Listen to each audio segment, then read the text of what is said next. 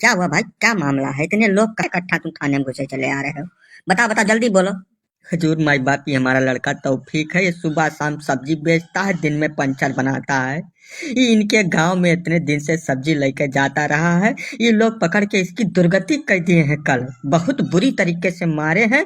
अब इसका औजार काट डाले हैं, एकदम जड़ से काट के खत्म कर दिए हैं। अभी छक्का हो गया है। बताइए हम इसको लेके कौन सी दुनिया में जाएं?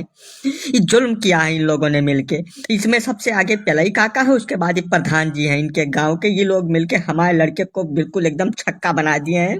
ये बताइए इस दुनिया में क्या हो रहा है? हम लोग इतने दिन से गांव में रह रहे हैं। अब उस गांव के बगल में ही इनका गांव है। बताइए, इतने दिन से सब्जी साग बेचा करता था हमारा लड़का। अब ये अचानक में पागल हो गए, उसका काट डाले हैं बुरी तरीके से। अब मारे हैं उल्टा लटका के इतनी बुरी तरीके से कि बोल भी नहीं पा रहा है हमारा लड़का। बताइए आप। हाँ हजूर, अब देखो लड़के को क्या बना दिए हैं ये लोग। बताओ, हमारा सबसे बड़ा लड़का यही है, सबसे बड़े लड़के का ये हाल कर दिया। अब इससे शादी कौन करेगा? हम नहीं समझ पा रहे हैं। इन लोगों को सजा मिलना चाहिए। पहले प्रसाद जी, प्रधान जी क्या कह रहे हैं ये लोग? इनकी बात में अगर सच्चाई है तो हम बख्शेंगे नहीं, इतना ध्यान रखिएगा। ना ना, पहले आप हमारी बात को सुनिए और उसको समझिए। बात को समझने के बाद आप जो एक्शन लेंगे वो हमको मंजूर होगा पूरी तरीके से। ये अपने लड़के का नाम तौफीक बता रहे हैं ना? इसका नाम इनके हिसाब से तौफीक है। इनके लड़के के हिसाब से इसके 5-6 नाम है, सारे हिंदू नाम है। हमारे गांव में जब भी आता है सब्जी बेचने, ये हाथ में कलावा पहन के बढ़िया टीका लगा के आता है। हमारी गांव की 2-3 लड़कियों पे इसकी गंदी निगाह है, घटिया वाली। समझ रहे हैं? इसके ऊपर हम बहुत दिन से नजर गड़ाए बैठे थे। वो तो कल शाम को हम टीवी में देख रहे थे कि दिल्ली में कौनो लड़की की इसी की मानसिकता वाला कौनो लड़का पहले हत्या किया, उसके बाद 30-35 टुकड़ा में काट काट के उसको फ्रिज में रखा था। वो देखते ही खबर हमारी खोपड़ी सनक गई। तुरंत हमारी निगाह में ये आवा कि ये भी ऐसा ही कुछ घटना को अंजाम देने के लिए चक्कर लगा रहा है गांव में। इसको हम रंगे हाथ पकड़ लिए। कल के कल पकड़े तो प्रधान जी को बुलाए। प्रधान जी आए, 4-5 लोग मिलके जो फैसला किया, हमने उसको अंजाम दे दिया।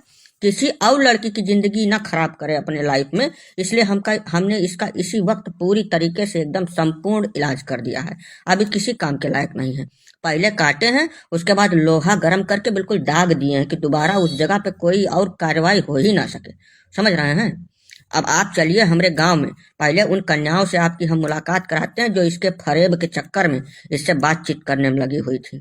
और ऐसी घटना जब जब होगी, हमारे पूरे गांव की बात कर रहे हैं, तब तब हम यही कार्रवाई करेंगे। यही इनका सटीक इलाज है, इसके अलावा इनका कौनो इलाज नहीं है। नहीं तो हम लोगों की लड़कियां ऐसे मरती रहेंगी। ये गलत कह रहे हैं हजूर। वो लड़की ना इनकी जात की थी, ना इनके बिरादरी की, ना इनके पड़ोस की। उससे इनका कौनो रिश्ता नहीं है, कौनो लेना देना नहीं है। फिर भी हमारे लड़के को मार के छक्का बना दिया है। है सलमा भाजी, चुपचाप खड़ी रहो जहाँ खड़ी हो, ठीक है?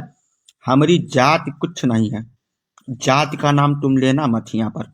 हिंदू की लड़की थी, उसके पीछे ही पड़ा था, बस इतना हम जानते हैं। अब ऐसा हम बिल्कुल होने नहीं देंगे। अपनी पूरी ग्राम सभा की बात कर रहे हैं। हमारा सबका ठेका है, ठीक है?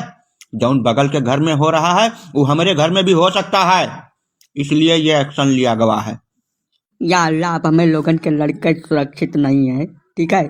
आप हजूर इस पे कार्रवाई करो और हम इस पे करेंगे मुकदमा, ठीक है? तरह तरह के वकील हम इस पे खड़ा करेंगे और इसको हम बनाएंगे बिल्कुल राष्ट्रीय मुद्दा। ऐसा बता दे रहे हैं।